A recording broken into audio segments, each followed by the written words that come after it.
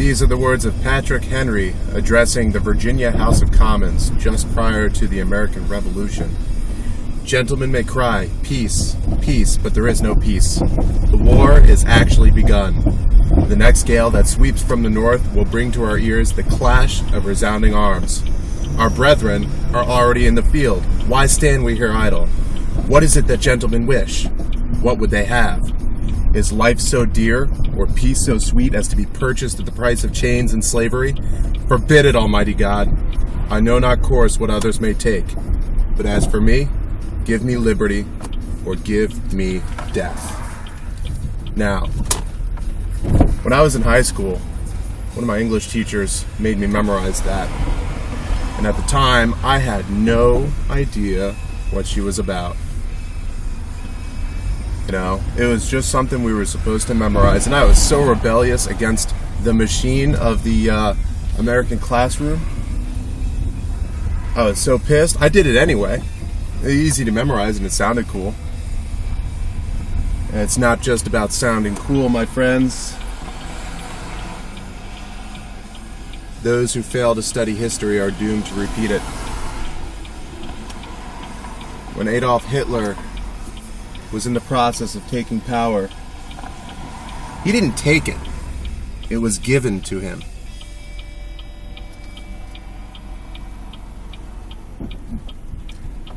The Germans were in the middle of a Great Depression, all of their own, in the years following World War I, and the people were afraid. And Hitler took that fear and he played on it, and he gave them a common enemy. He convinced them that there was a threat to their state, to their freedom, to their way of life. And he suggested, and he left this decision in the hands of everybody who was already in charge. He suggested that they give him temporary power. Temporary absolute power to do what was necessary to defend their country. Sound familiar? It better. Now, when Hitler took power, he didn't just make it happen overnight.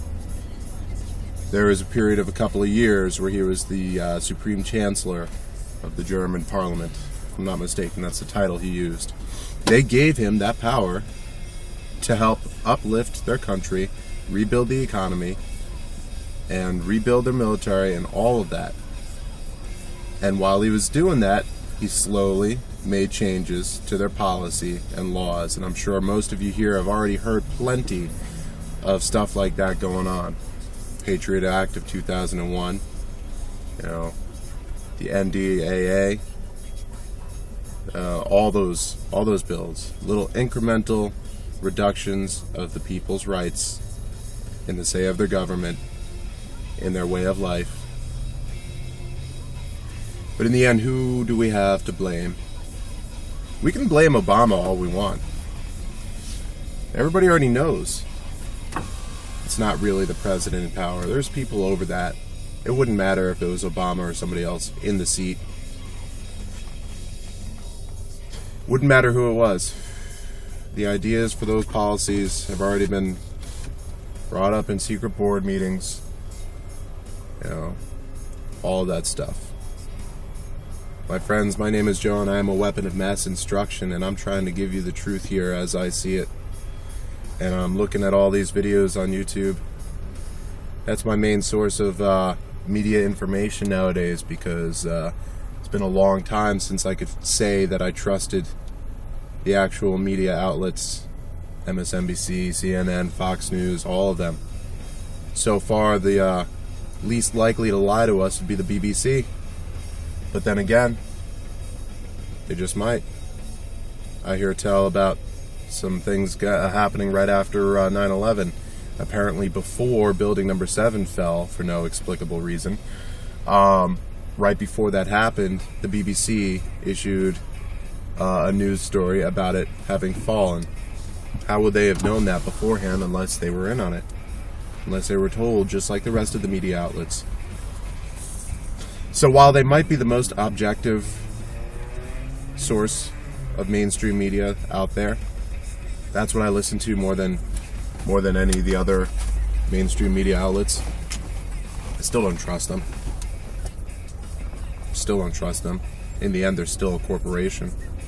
Still trying to make money. The almighty dollar. But I digress. I started off with that little section of Patrick Henry's speech because I want you, the viewers, to see that we, at least everybody here that lives in the United States and has either a green card or was born here, we're all citizens of this great nation. You know, we all have a say in how it should be run. If we keep on sitting back and letting the people in power take more power, letting them do it, and giving it to them willingly, without protest, without exercising our rights to do something about it, then before we know it, we're going to have no rights. We're going to have all of our property taken away from us. And that right there, that's a sticky situation, property. How many people out there are in debt right now? I myself, I'm about $2,000 to $3,000 in debt. Again, I'm paying it off, staying on top of it, but it's there. It's this big fucking snowball. And, so I've done my fair share of fucking up the economy. Damn lucky that I stopped in time before I went and took out a college loan that I couldn't afford to pay off. You know, the house is just about paid off, again, with help. Soon-to-be ex-in-laws have taken care of that for the most part. For my part, I'll be happy when that's done with. I won't be living there anymore. Unless it's, Whiskey, Romeo, Oscar, Lima. And that's where we hole up until we have to move. Or we have to vacate because there's military troops pouring through the area. It is against the law, according to the Constitution, for active duty U.S. troops to set foot on U.S. soil and perform military actions here. Unless there's an actual invasion going on. Are we being invaded? No, we're not. In fact, if you want to go that route, you could go so far as to say we already have, by people who want to stay in power and give themselves more power and give us less of the power. It's not about the haves and the have-nots. It's about individual liberty and freedom to pursue happiness. It's all there in the Constitution, in the Declaration of Independence. Our forefathers, they all came to a consensus and figured out what was for the ideal of the country. And now I know there's all these theories about how some of them were Freemasons and put their own agenda in there. But you know what? That's besides the point. They set up the blueprint for what could have been the best form of government in the entire world. Could have been. And for a while, it was. Not anymore. Something's got to be done. And I'm not saying rise up in arms and form a rebellion. For one thing, we're not to that point yet. At least I don't think so. We need to bring this country back to what it stood for.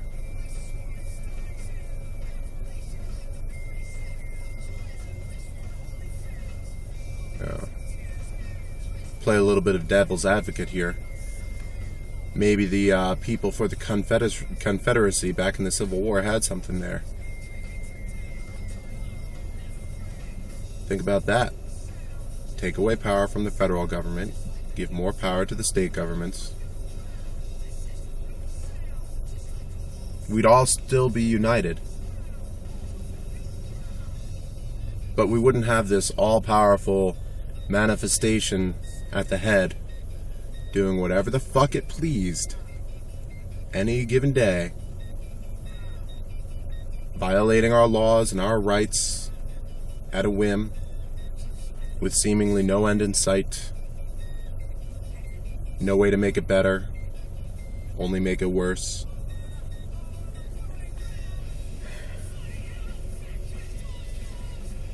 You know, I feel sick when I think about it. I was in Iraq when the whole 2008 election was going on. And at the time I didn't pay too much attention to it. You know? I knew for me, I was sick of having Bush in power. You notice how we use that term, in power? The president is not supposed to have that power. The president is supposed to provide a check and a balance against the power of the Congress, the power of the Justice Department. That's why there's 3 branches of the government: the judicial, the legislative, and the executive. The executive, they're supposed to set policy. You know? And the legislative branch is to enact that policy. And the judicial branch is to make sure that policy does not violate our constitutional rights. Where are those checks and balances now? Where are they now?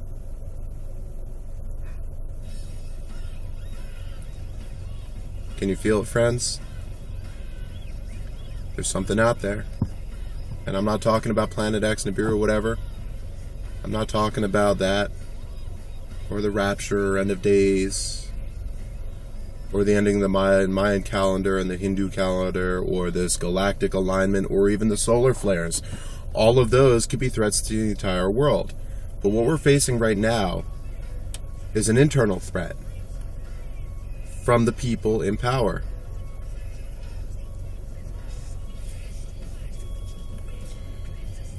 From the people in power.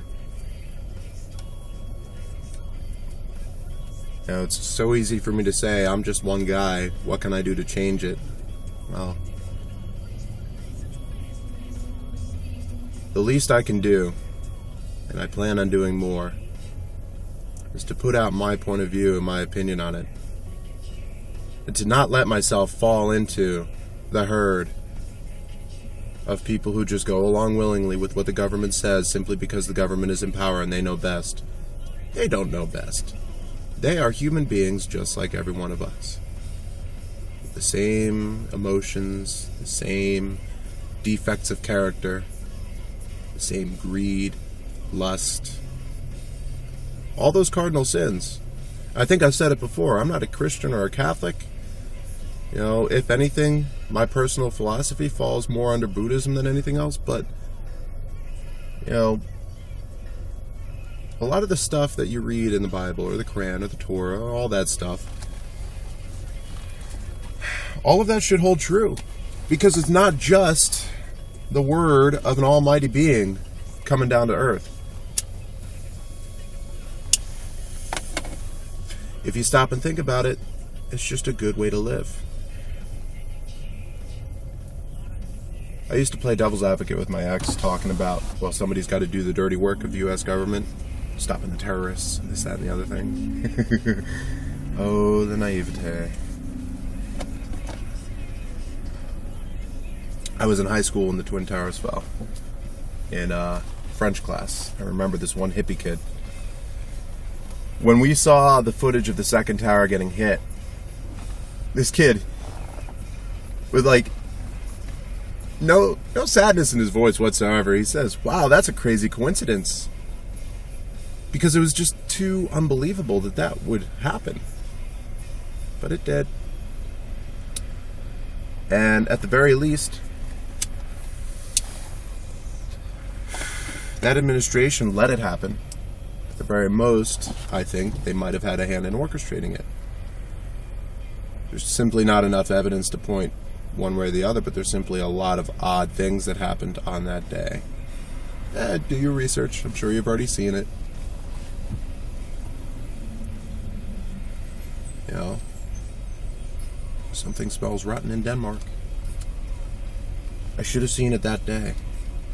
We all should have. But how easy was it?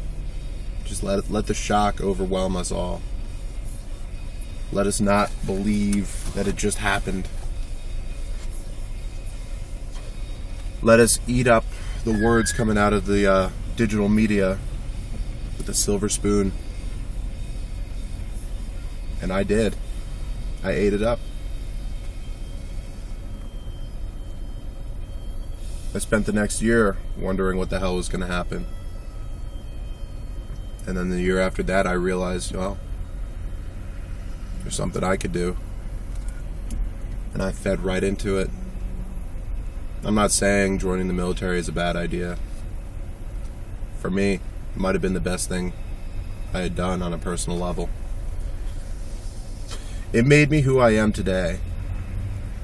And for that, I'm thankful. You know, it gave me a sense of personal responsibility. The regimentation of it, following orders, I thrived on that, I gotta be honest, because there was no individual responsibility there. But when I set boots on the ground in Iraq, that shit was real. It was totally different from what I pictured in the movies, but I had this nonstop sense of danger that any given moment something could happen. And I'll tell you what, the U.S. government tried to portray us as the good guys, and of course they would, because we're a part of the United States as well, but we really weren't. We really weren't. We were invaders in a country where most of those people just want to live out their lives peacefully. Most of them had no idea what was going on in the rest of the world. I'm sure they'd heard about the Twin Towers. I bet they had no idea that that would have taken our conflict right into their backyard. You look at the statistics, a good number of those fighters, the insurgents, weren't even from Iraq. Some of them weren't even Muslims. You ever hear about those Chechen snipers? Badass mercenaries. I would not have wanted to go up against them. But again, I digress. I hope you're taking something from my personal experience here. My actions in the past made me who I am today. Helped me to open up my eyes. If I hadn't joined the military, if I had taken the other route, gone into debt for a student loan, go to college, I would have remained one of the sheep. And if I had stayed in the military, continued to just follow orders, just do what I was told without thinking about the consequences or the bigger picture, you know, I probably would have remained one of the sheep anyway. Because the last thing I wanted to do was piss off my higher-ups, make people not trust me, get in trouble, get court-martialed. But they always told me, it's better to be tried by 12 than carried by 6. And at the time they were talking about if we ever got into combat, it'd be better for me to shoot the other guy and risk getting court-martialed than to risk losing my life. And now I'm starting to see things a little bit differently, but at the same time, that holds true. When push comes to shove, I will do what it takes to defend my daughter, what's left of my family, the people I love, the people I care about. And I will do what it takes to defend my freedom. What about you? Where do you stand? Or are you going to take it lying down? There's always a chance that all of this is going to just turn around and go back the other way. I couldn't tell you who's the best candidate for presidency.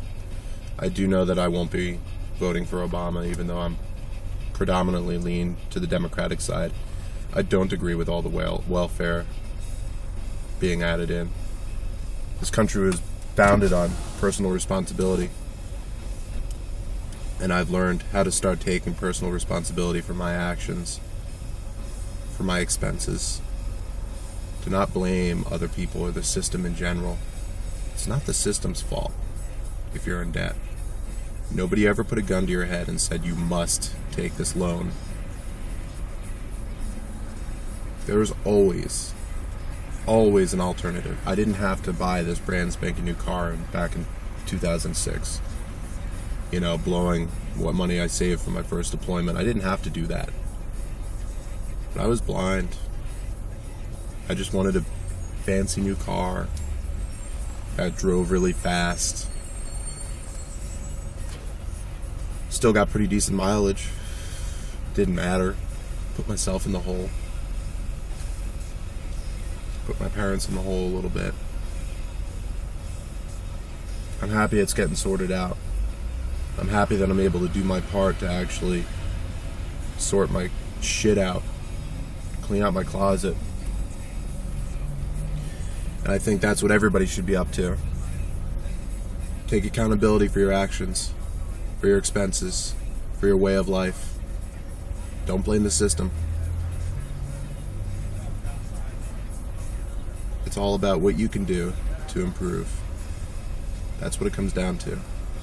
Take care of your business, and you'll be in a position to say, well, now I can work on changing where this government is heading, where our country is heading, where our world is heading. Some pretty deep shit, and I'm running on way over time. And I keep up with this, YouTube's going to tell me to shut it down or start paying them.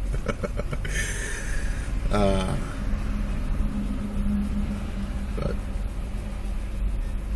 take what I say, don't follow blindly. Do your own research. I've been saying this. It's up to you to open up your eyes. Nobody can open them for you. But take a look out there. See what's happening. See what you can do. Again, my name is Joe, and I am a weapon of mass instruction. I'll talk to y'all later.